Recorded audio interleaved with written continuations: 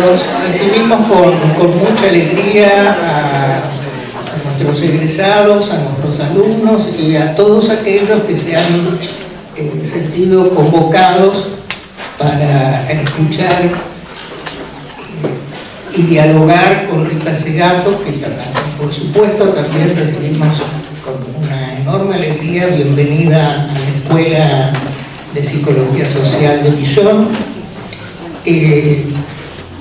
Creo que es importante recordar algunos pocos datos porque es una persona muy conocida y de lectura muy habitual en distintos medios, sobre esta antropóloga argentina que vive en Brasil, vive en Brasilia en realidad, y en muchos lugares del mundo, y en Tilcara también, ¿no? Que es un lugar bellísimo, aunque es algo raro vivir en Tilcara, pero es muy bello. No, es barato, no, caro no, raro. Si es barato, es raro. Bueno, ella ha estudiado antropología, como decía, es docente en varias universidades, hizo su doctorado en Belfast, y lo que yo diría de ella en particular es que es una investigadora muy comprometida y que ha seguido una línea en la que aporta ideas y perspectivas muy esclarecedoras acerca de la problemática de género, acerca de la mentalidad, de los mandatos sociales que rigen, los mandatos sociales que operan con tanta potencia en la constitución de la subjetividad masculina como un sujeto de poder, y los mandatos acerca de que recibimos las mujeres, es decir, también acerca de qué tipos de mandatos recibimos las mujeres en tanto de la idea de sujeto moral, y el interjuego entre estos mandatos sociales que crean un entramado que configura tanto nuestras conductas y nuestras relaciones. A la vez ha investigado, es decir, que es muy importante este punto porque es un punto de urgencia, particularmente en nuestro país, la temática del femicidio. Y bueno, creo que no hay mucho más que decir. Ella tiene ideas muy originales y creativas alrededor de esto, y lo mejor será escucharla y también poder preguntarle.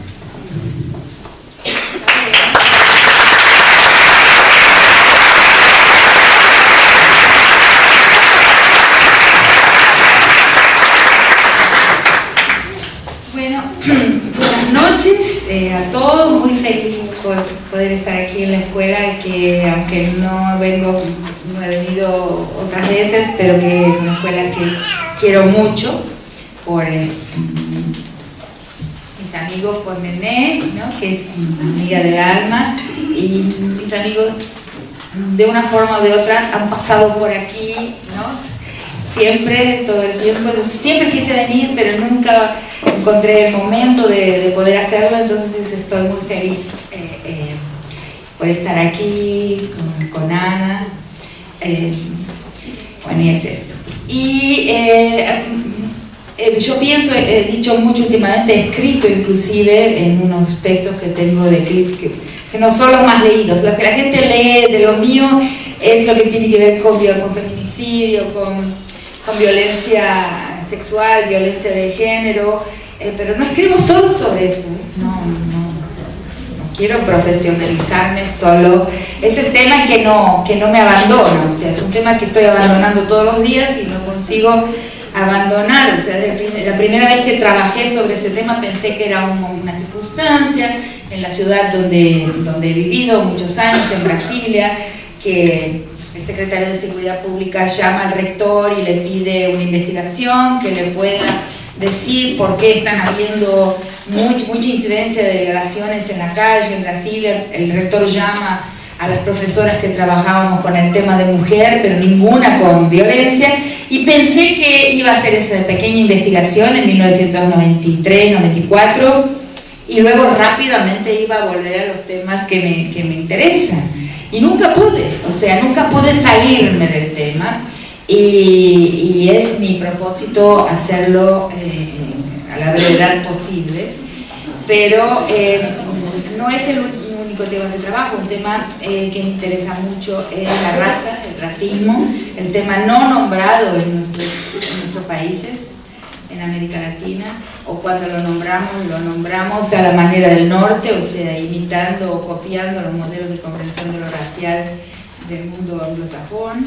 Y últimamente he escrito sobre universidad, he escrito algunos textos sobre universidad, y en ellos defiendo que las evaluaciones académicas son suicidas, son suicidas para la imaginación intelectual, o sea, nos hacen mal, y una de las cosas que impide la forma en que la agenda evaluadora global del presente es el pensar en conversación. O sea, yo creo que en nuestro país, en Argentina, tenemos todavía el culto, el arte de la conversación, pero, y es raro, es uno de los países que todavía más mantiene ese arte vivo, o sea, y el placer, el gozo de conversar.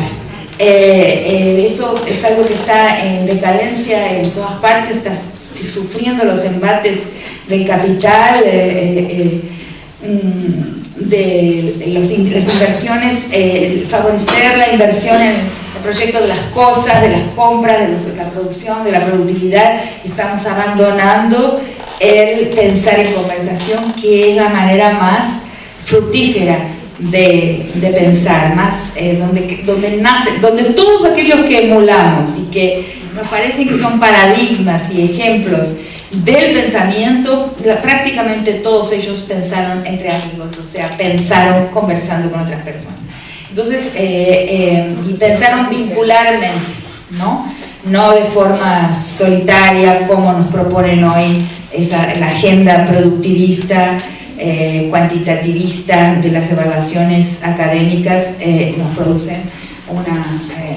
promueven la soledad y el aislamiento de las personas. Entonces les propongo, yo voy a contar un poco de cómo viene mi pensamiento sobre la violencia, sobre violencia y género, que es la forma en que prefiero llamarle, más que violencia de género. Claro que es violencia de género, pero yo hablo de violencia y género, o cómo la violencia de género es un pilar para todas las formas de violencia. Entonces, y que es fundante, ¿no?, de todas las otras formas de poder. Entonces voy a hablar un poco, pero no me molesta ser interrumpida, no me molesta que me hagan una pregunta, y me gustaría mucho que este fuera un pensar en conversación. O sea, por ejemplo, la posibilidad de dialogar con las ideas de la escuela, ¿no?, de cómo ustedes colocan estas cuestiones. A mí me gusta hacerlo, o sea, me gusta, y respondo muy bien en el sentido que son muy inspiradoras siempre las preguntas que recibo del público. Así que, bueno, entonces, ¿cómo ese proceso, ese camino del pensamiento sobre ese tema, que como expliqué, nunca fue mi elección personal, nunca lo elegí como tema, pero que respondió a esa primera solicitación de este secretario, ese coronel, que vino a la universidad y pidió que la universidad le respondiera porque Brasilia es una ciudad muy transparente, muy inventada, o sea, inventada para ser transparente, para tener las características de la esterilidad del Estado, o sea, una ciudad estatal. ¿Por qué había en sus calles tanta violación de calle en el espacio público? Ahí comienza ese camino, y con la escucha durante bastante tiempo, durante varios años, coordinando un equipo muy numeroso de estudiantes, ¿no? 9.000 hasta vino un día conmigo a la cárcel de Brasilia, que se llama La Papuda, escuchando a las personas presas, sentenciadas, condenadas por el crimen de violación. O sea, hicimos dos largos proyectos de investigación, uno escuchando a los convictos por este tipo de crimen, y luego al darnos cuenta cómo al preso le faltaban la herramienta de la palabra, o sea, cómo el preso tiene una característica, excepto un tipo de preso que son los presos por, no sé cómo se llama aquí en Argentina ese artículo, que es el artículo del fraude, los estafadores. Excepto los estafadores, a los cuales no vale la pena entrevistar ni conversar con ellos, nunca, porque no hay futuro. Es real, porque es impresionante, es una capacidad impresionante de la persona hacer una campana, hacer una telaraña de palabras que no se llega nunca a la verdad. No hay ese tipo de sentenciado no opera con ningún criterio de verdad. Es muy curioso. Entonces, excepto eso, todos los otros tienen un déficit de vocabulario, un déficit de palabras, y nos fuimos dando cuenta, porque cuando empezamos a hacer las entrevistas que fueron realizadas en condiciones perfectas, porque como fue pedido por el secretario de Seguridad Pública, era como un diván, o sea, había almohadones en el piso, todo el tiempo que uno quisiera, condiciones de investigación que nunca volvieron a existir después, en todos los años que permanecí trabajando en esa cárcel. Había, por ejemplo, el guardia penitenciario, lo que es prácticamente prohibido, pero ahí se quedaba fuera de la puerta, con la puerta semicerrada, o sea, tuvimos como condiciones muy especiales de escucha, y mucho tiempo. Pero la primera constatación, lo primero que recuerdo como un susto muy grande, es ver que la persona, y además decir a los presos que nuestra motivación para estar ahí era dotar de, he dicho con otras palabras, ¿no? Pero digamos, dar inteligibilidad a ese crimen, a ese tipo de agresión, o sea, comprender lo que había sucedido. Y intentar ganar a la persona entrevistada como cómplice, o sea, como un aliado más que un cómplice, o sea, como un colaborador, un compañero en el proyecto de entender. O sea, y decirles que nada de lo que nos dijesen sería usado para perjudicarlos, esto es obvio, pero que nada de lo que nos dijeran sería utilizado para beneficiarlos. O sea, que no contaran con nosotros para dar ningún informe positivo que los liberara años de pena, y la tentación existió muchas veces, ¿no? Pero nada, que nuestro único propósito ahí era acompañarlos en el proceso de entender qué habían hecho, qué les pasó, ¿no? Y qué hicieron. Entonces, eso fue motivador, o sea, la primera gran sorpresa es encontrar que el violador deseaba entenderse, que no era tan fácil. Que digamos que la perplexidad hoy, cuando ya estaban condenados varios años, la perplexidad frente al acto cometido era tan grande como puede ser la de un lector de un periódico. O sea, hay como una distancia, un extrañamiento extremo con relación al momento en que eso sucedió. Parece no posible. Cuando uno, muchas veces lo he pensado, ¿cómo lo puedo explicar? Es como si alguien me pregunta, ¿por qué le diste un bife a tu hijo? O lo insultaste, o perdiste la paciencia. Que me ha sucedido. Y uno, ¿cómo perdí la paciencia? ¿Cómo puedo haber hecho? Ay, ¿cómo puedo haber hecho eso? En fin. Entonces uno se asombra con relación a actos que uno mismo realizó. Y eso tiene que ser así, ¿no? Siempre, no hay una unidad del sujeto, ¿no? Eso lo han dicho muchísimos autores. Un sujeto es heterogéneo, ¿no? Y tiene momentos que varían con los contextos. Y eso pasa con el violador también. También se espanta. Un preso me dice una vez, no hay nada más violento que preguntarle a un preso sobre la violencia que cometió. Porque es violento, porque no está en ese momento. Ese momento es otro, está distante, está extrañado de ese gesto. Entonces, el trabajar para recordar, para entender, para entenderse, fue un trabajo arduo, que lo hicimos a lo largo de muchísimo tiempo, pero que mostró que una de las cosas que falta a la gente en la cárcel es vocabulario. Por eso, inclusive muchos presos se convierten a las iglesias evangélicas, porque la Biblia en muchos medios no es otra cosa que un vocabulario, o sea, un vivero de palabras. O sea, y la gente, el ser humano necesita palabras. Entonces, en el segundo periodo, el primer proyecto fue de escuchar a los sentenciados por violación, y el segundo proyecto fue llevar talleres de la palabra que llevamos durante algunos años, hasta que cambió la dirección de la cárcel, y llevamos talleres de palabra erudita, o sea, guión de cine, poesía, crónica periodística, y géneros populares. Pero a lo largo de todo ese tiempo llegué a estar mucho tiempo en contacto con ese medio carcelario que nos revela tantas cosas. Entonces básicamente una súper síntesis de lo que sobre la violación que sale de esa investigación es esta. Primero, que no es, le voy a decir de una manera muy sintética, después lo podemos conversar, que no es el deseo sexual que lleva a la violación. O sea, que uno de los errores, podrá existir un caso, pero nadie que entrevistamos fue guiado por la libido de tipo sexual, el deseo de un cuerpo. Inclusive muchas de las personas violadas no eran personas, digamos, que los mismos presos diciendo, no, yo no sé, yo tengo una esposa, tengo varias novias, que salgo con ellas a veces, voy a los burdeles con mis amigos, a los prostíbulos el viernes a la noche, el sábado a la noche, y no necesitaba un acceso sexual a un cuerpo, no necesitaba esa entrega. Entonces, ¿qué es? ¿Qué fue? Él mismo se pregunta, ¿qué hice ahí? O sea, que no es lo que la gente cree que estaba haciendo.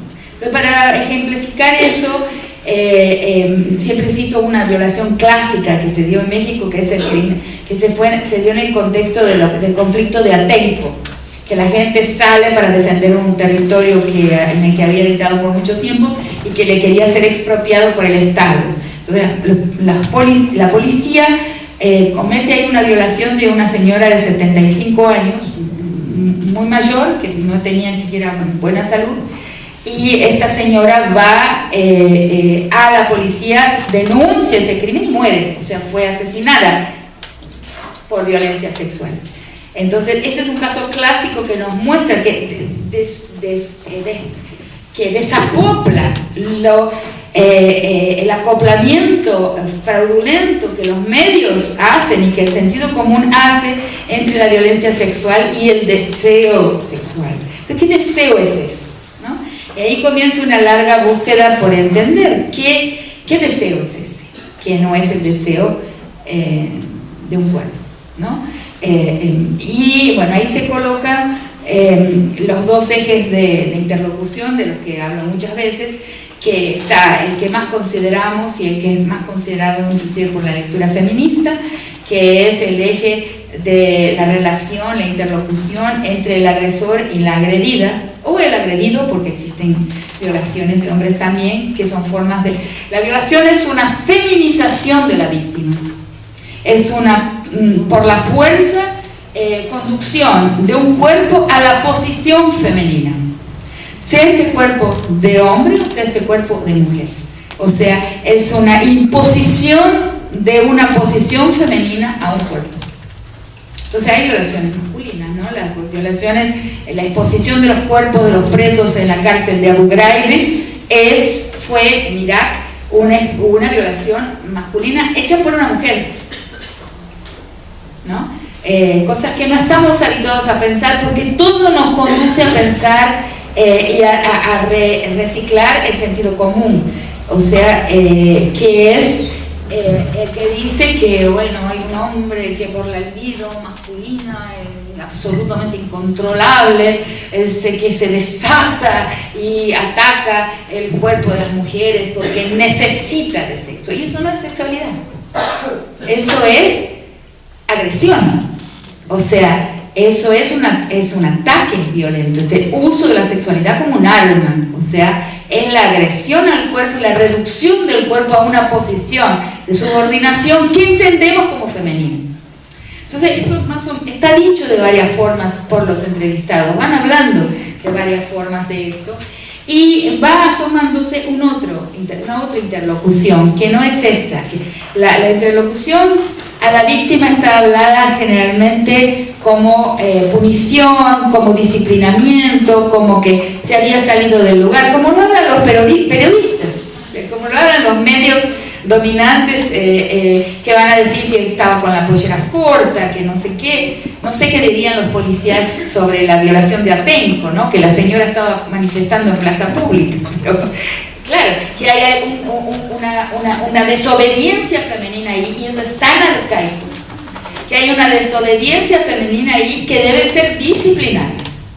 Y eso es arcaico, o sea, dentro de mi perspectiva feminista, que es la perspectiva de la crítica de la colonialidad, una perspectiva de colonial, pensar la cuestión de la mujer y de su posición en el mundo a partir de una